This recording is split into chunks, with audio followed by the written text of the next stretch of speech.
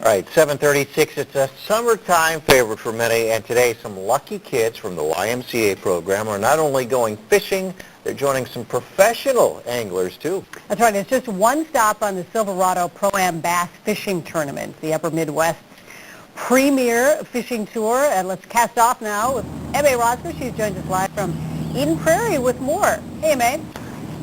If you want to check out those Silverado Pro-Am anglers, their next big tournament is in July, and that's in Starbuck, Minnesota, Minnewaska. Lake Minnewaska. Ding, ding, ding. You win a gold star today. Because there is a Washta, but this is a Waska, and that's in Starbuck. That's next month.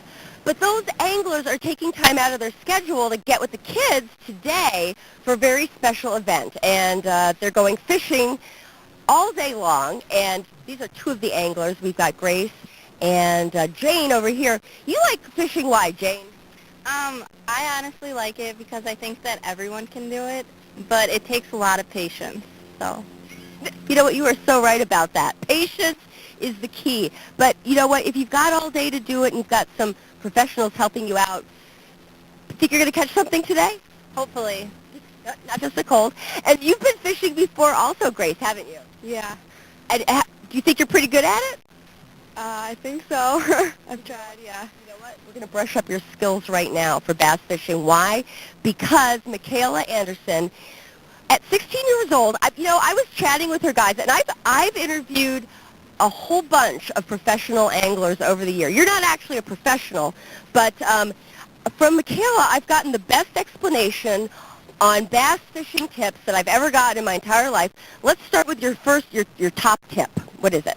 Well, the biggest thing is that kids don't set the hook as hard as they need to get the fish in and to get them hooked well enough. So the biggest So to get hooked on fishing, you need to set the hook. Right, that's the biggest thing I'd say is. And remember, Alex, it's getting the kids hooked on fishing, not drugs. Fishing, not drugs. There was a discrepancy in another story a long time ago. So demonstrate, if you would, Michaela, what kids should do when they're fishing. Well, when you start to feel the nibbles or the bites, then you want to reel down, and then you bring it up slowly. And when you feel that pressure, you just pull it up as hard as you can, just because you never know when it's going to be a big one. You got that? You got this wired? Yeah. All right, just making sure. Because bass are wily, are they not? Right. They fight good, so you need to make sure you have them hooked good, too. Okay. You'd like to use flutter worms because they're pretty universal. You can use them just about anywhere. Right. You can hook these almost any way you want, throw them anywhere you want, and you can most likely catch a bass. You can catch other types of species, too, not just It's a high percentage bait, right, is what we're saying.